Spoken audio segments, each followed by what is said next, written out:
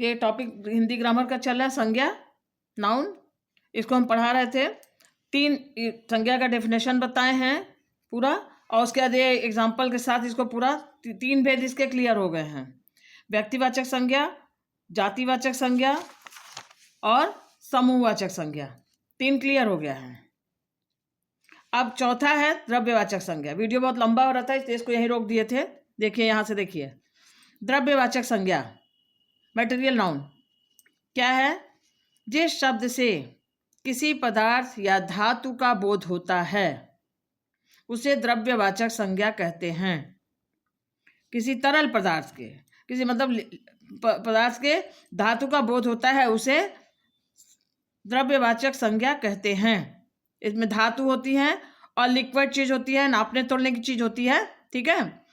ये चीज इसमें आता है। देखिए ब्रैकेट में दिया, सोना, चांदी, लोहा, तांबा, पानी, पेट्रोल क्या है? सोना, चांदी, लोहा, तांबा ये सब क्या है? धातु है। पानी, पेट्रोल ये सब क्या है? लिक्विड चीज है, मतलब नापने तोलने की चीज है ना। ये है द्रव्यवाचक संज्ञा। ऐसी चीजें इसमें आती हैं, ठीक है। ध्यान से देखिए, जिस शब्द से किसी पदार्थ या धातु का बोध होता है उसे द्रव्यवाचक संज्ञा कहते हैं। जैसे सोना, चांदी, लोहा, तांबा, पीतल, पेट्रोल आदि।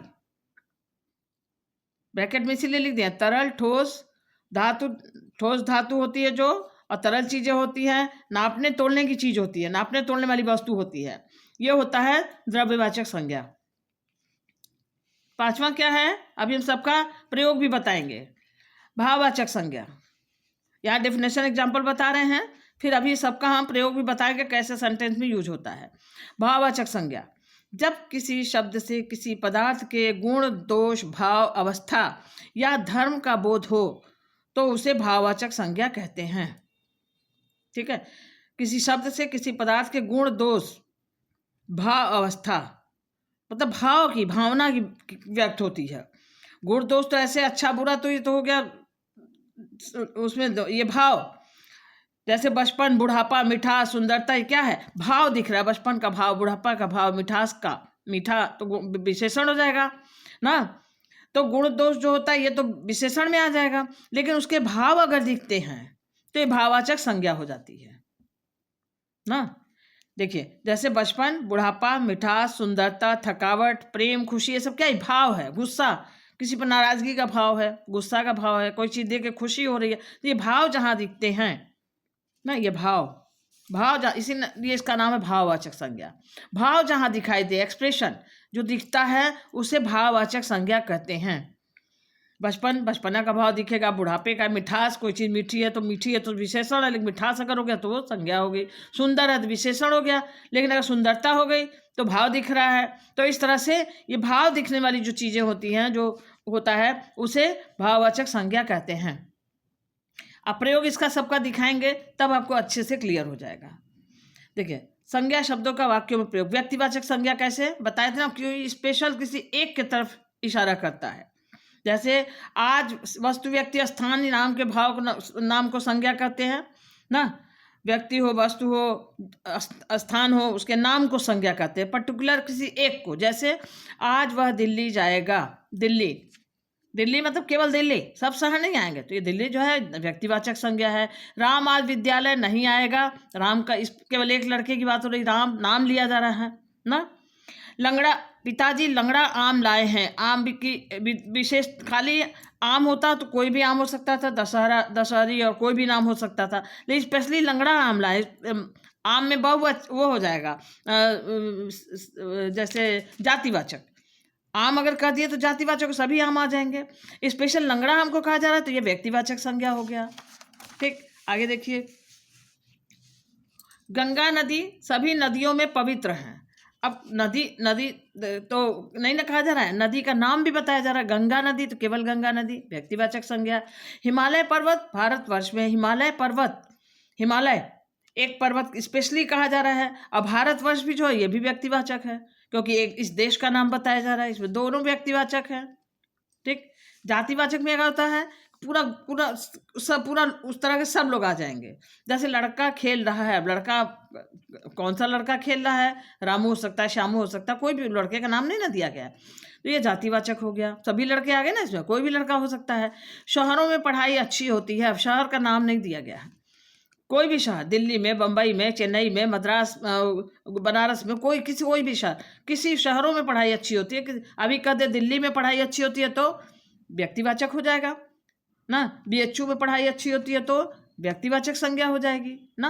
तो यहाँ शहरों में मतलब कई शहर की बात हो रही है, किसी भी शहर की बात हो रही है, सभी शहर इसमें आ जाएंगे तो ये हो जाएगा जातिवाचक संज्ञा।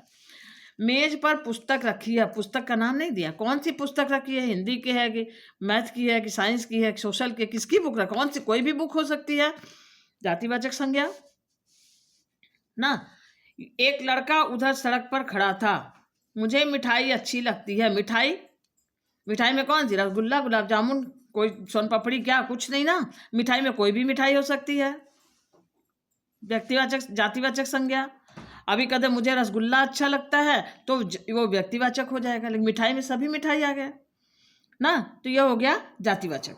फिर एक लड़का उधर गया है, कौन सा लड़का गया, नाम नहीं दिया गया है, एक लड़का गया है, राम गया, श्याम गया, मोहन गया, लालू गया, कालू गया, कौन गया नहीं पता है, तो ये हो गया जातिवाचक संज्ञा क्योंकि नाम नहीं दिया है। नदी में बहुत पानी है, अब नदी में देखिए ऊपर दिया था गंगा नदी का नाम दिया था तो ये व्यक्तिवाचक था, लेकिन यहाँ नदी में बहुत पानी है, अब कौन सी नदी की बात हो रही है नहीं पता, कोई भी नदी हो सकती है तो जातिवाचक हो गया। समूहवाचक का देखिए, कक्षा में छात्र ध्यान से पढ़ रहे हैं, कक्षा, गुच्छा, भीड़, सैनिक ना, टीम और पुस्तकालय, ये सब जो है समूहवाचक है ना। कक्षा में छात्र ध्यान से पढ़ रहे हैं, अब कक्षा में तो एक दो छात्र, तो पूरा ग्रुप का बोध हो रहा है ना, समूह का मतलब होता है ग्रुप, पूरे ग्रुप का बोध कराता है, तो कक्षा जो है पूरे ग्रुप का बोध करा रहा है। गुच्छा, ग्रुप, चाबी का गुच्छा, अंगूर का गुच्छा ना, कोई भी गुच्छा, तो यहाँ पे गुच्छा मतलब जैसे इस गुच्छे में एक तो नहीं ना है, गुच्छा अंगूर के कई अंगूर है, पूरे अंगूर का जो गुच्छा है इसका ग्रुप का बोध करा। चाबियों का गुच्छा, वो भी गुच्छा हो गया, तो ग्रुप का बोध करा है, समूह का बोध करा रहा है, समूहवाचक संज्ञा। फिर आज वहाँ बहुत भीड़ है, भीड़ में दो चार आदमी तो रहेंगे नहीं, बहुत सारे रहेंगे, पूरे ग्रुप का बोध कराएगा ना, समूह का, ये भी समूहवाचक संज्ञा। भारत के सैनिक वीर हैं, सैनिक में भी सभी सैनिक वीर हैं, सैनिक में सब आ गए, जल थल वायु सेना आ गए, या सैनिक आ गए, सभी आर्मी के सभी आ गए, तो ये हो गया समूहवाचक संज्ञा। हमने एक टीम बनाई, टीम भी समूहवाचक, क्योंकि टीम एक दो आदमी तो बनेंगे नहीं ना, कई लोग मिलेंगे तब ना टीम बनेगी। क्रिकेट की टीम है, हॉकी की टीम है, या कोई भी टीम है, टीम बनाई है तो टीम जो है ये ग्रुप का बोध करा रहा है, ये भी समूहवाचक संज्ञा। पुस्तकालय में बहुत सारी किताबें हैं, अब पुस्तकालय Hindi, English, math, science, GK, social, सब किताबें भरी हुई हैं, तो पूरी सभी किताबों का बोध करा रहा है पुस्तकालय, तो ये समूहवाचक संज्ञा हो गया। ठीक, क्लियर हो गया। द्रव्यवाचक संज्ञा, घी खाने से ताकत आती है, घी क्या है, लिक्विड चीज है ना, और किलो 2 किलो में तौला जाता है, गिन तो सकते, तौलने की चीज है, घी लिक्विड चीज है, पानी लिक्विड चीज है ना, तो ये क्या है, अभी बताया तरल चीजें आती हैं और धातु की चीजें, ठोस धातु की चीजें आती हैं, तो सोना हो गया। तो घी हमारे घी खाने से ताकत आती है, घी जो है द्रव्यवाचक संज्ञा हो गया। पानी ये भी हो गया द्रव्यवाचक संज्ञा। सोना ये भी हो गया, धातु है, ये हो गया द्रव्यवाचक संज्ञा। आजकल पेट्रोल बहुत महंगा हो गया है, पेट्रोल जो है ये भी द्रव्यवाचक में आ जाएगा, लिक्विड चीज है। यह मूर्ति चांदी की है, चांदी ठोस चीज है, धातु है, हो गया द्रव्यवाचक संज्ञा।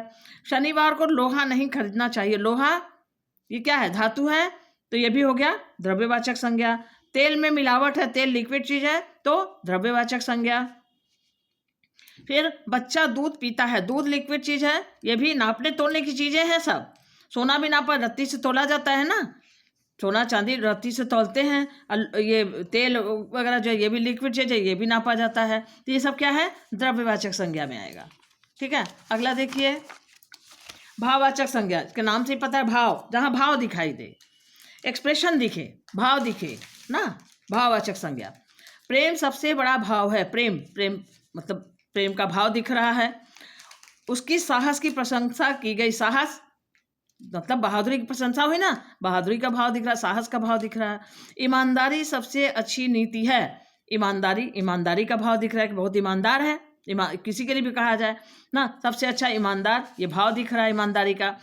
हमारी सेना वीरता के साथ युद्ध करती है, वीरता का भाव दिख रहा है। भाव, इसका नाम ही है भाववाचक संज्ञा। जहाँ भाव दिखे वो है भाववाचक संज्ञा। वीरता भी भाव है। अध्यापक छात्र पर गुस्सा हो रहे हैं, गुस्सा भी एक भाव है ना, नाराजगी चेहरे पे व्यक्त हो रही है ना, भाव दिख रहा है, ये भी एक भाव है, भाववाचक संज्ञा। माँ बच्चे को प्यार करती है, यहाँ प्यार दुलार करने का भाव दिख रहा है। गरीबों को देखकर दया करनी चाहिए, यहाँ दयालुता का भाव दिख रहा है ना, मन में दया आ जाए, दयालुता का भाव। किसी से नफरत नहीं करनी चाहिए, नफरत भी एक भाव है ना, नफरत भी, घृणा करना भी एक भाव है। और मोहन के अच्छे अंकों को देखकर रवि ईर्ष्या करने लगा। ईर्ष्या माने जलन, उसके अंदर ईर्ष्या हो गई कि उसका इतना अच्छा नंबर आ गया, मेरा नहीं आया, तो ईर्ष्या करना भी एक भाव हो गया। तो इस तरह से ये भाववाचक संज्ञा जो है ये यही होती है जिसमें भाव दिखाई देता है। ये पांचवा था भाववाचक संज्ञा। सब इसीलिए पहले एग्जाम्पल बताएं, डेफिनेशन एग्जाम्पल बताएं, फिर प्रयोग करके दिखा दिए। अब आपको अच्छे से क्लियर हो गया होगा, ठीक है। ये भाव मतलब भाव, साहस का भाव, प्रेम का भाव, ईमानदारी का भाव, वीरता का भाव, गुस्सा का भाव, प्यार है, दया है, नफरत है, ये सब भाव है जो चेहरे पे दिखाई देता है ना, ये भाववाचक संज्ञा हो गई। अच्छा, एक चीज और ध्यान दीजिएगा, ये भी हम इसी में बता दे रहे हैं आपको, जिससे कोई डाउट ना रहे आपको, ठीक है। क्या नोट में लिख लिए आपको समझाने के लिए? क्या नोट, कुछ व्यक्तिवाचक शब्द जो विशेष रूप से इतने प्रसिद्ध हो जाते हैं जो स्वयं में जातिवाचक भी हो जाते हैं, मतलब रहते हैं व्यक्तिवाचक, लेकिन प्रयोग उनका ऐसा होने लगता है कि वे जातिवाचक में बदल जाते हैं, जातिवाचक हो जाते हैं। है तो व्यक्तिवाचक, लेकिन प्रयोग के कारण वो जातिवाचक भी हो जाते हैं, मतलब व्यक्तिवाचक तो हैं ही, लेकिन प्रयोग होता है जातिवाचक भी हो जाते हैं, मतलब दोनों हो जाते हैं। उदाहरण देखिए, उदाहरण से समझ में आएगा। विभीषण व्यक्तिवाचक में क्या था? रावण का भाई है, ये एक व्यक्तिवाचक संज्ञा ना। विभीषण जो है वो रावण का भाई, तो ये व्यक्तिवाचक संज्ञा है। लेकिन जब अगर ये कहा जाए कि देश में विभीषणों की कमी नहीं है, मतलब चुगलखोर, विभीषण क्या था? चुगली किया था ना। विभीषण जो था रावण के बारे में बता दिया था राम जी को कि नाभि में अमृत है, उसी वजह से वो मारा गया। तो चुगलखोर, तो कोई चुगलखोरी का काम करता है उसको भी विभीषण कह देते हैं, तो वो विभीषण तो कई ठो हो जाएंगे, वो एक तो रहेंगे नहीं। तो इस विभीषण में चुगलखोर आ गए, जितने चुगलखोर है सब विभीषण मानेंगे।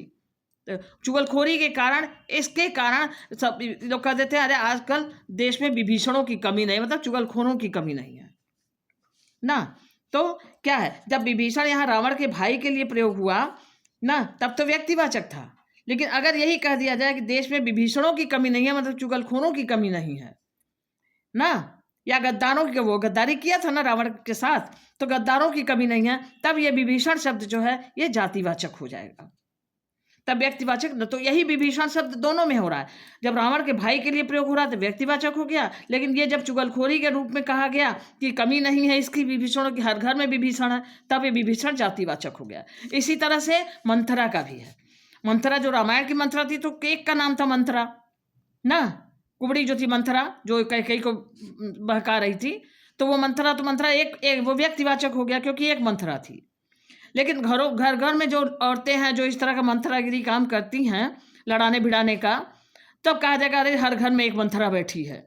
तो ये मंथरा जो रामायण में थी वो तो व्यक्तिवाचक हो गया। लेकिन जो घर घर में मंथरा बैठी हुई है ना, मंथरा की कमी नहीं, मंथराओं की कमी नहीं है, हर घर में मंथरा है, दुनिया में मंथरा, औरतों के लिए मंथरा शब्द आ गया, वही विभीषण वाला हाल, तब ये जातिवाचक हो जाएगा। तो इसीलिए हम इसको क्लियर करके समझा दिए कि कुछ व्यक्तिवाचक शब्द ऐसे भी होते हैं जो हैं तो व्यक्तिवाचक, लेकिन उनका प्रयोग ऐसा हो जाता है कि वो जातिवाचक भी हो जाता है, मतलब दोनों व्यक्तिवाचक तो है ही, वो कभी कभी जातिवाचक में भी प्रयोग हो जाता है, बन जाता है। इसको भी थोड़ा सा ध्यान देना रहेगा। अब आपका ये क्लियर हो गया है, कोई इसमें डाउट नहीं होना चाहिए, सारे संज्ञा क्लियर हो गया। उसका एक स्पेशल चीज़ ये दिख रही थी जो इसको जानकारी आपको देनी थी, इसको अलग से नोट में लिख करके आपको समझा दिए हैं कि व्यक्तिवाचक संज्ञा प्रयोग के कारण कभी कभी जातिवाचक भी हो जाती है, जैसे विभीषण और मंथरा, ये दो शब्द लिख करके इसको समझा दिए हैं। अब हमारे ख्याल से ये क्लियर हो गया है। इसमें आपको संज्ञा खत्म हो गई, संज्ञा के पांचों भेद जो थे वो क्लियर हो गए हैं। 5 संज्ञा थी, पांचों अच्छे से समझा दिए हैं। व्यक्तिवाचक संज्ञा, जातिवाचक संज्ञा, समूहवाचक संज्ञा द्रव्यवाचक संज्ञा और भाववाचक संज्ञा। ठीक है, पहले सबका नाम बताए थे, डेफिनेशन के साथ केवल नाम बताए थे, तो थोड़ा थोड़ा एग्जाम्पल दे करके फिर प्रयोग भी समझा दिए हैं। अब इस प्रयोग की वजह से अच्छे से समझ में आ गया होगा और अब कोई डाउट नहीं होना चाहिए। देखिए सबका प्रयोग बता दिए हैं, अब आपको एकदम क्लियर हो गया है। अब आप इसको अच्छे से पढ़िए, संज्ञा आपका एकदम कंप्लीट हो गया है। ठीक है, चलिए नेक्स्ट अगली वीडियो में कुछ नया टॉपिक लेके आएंगे।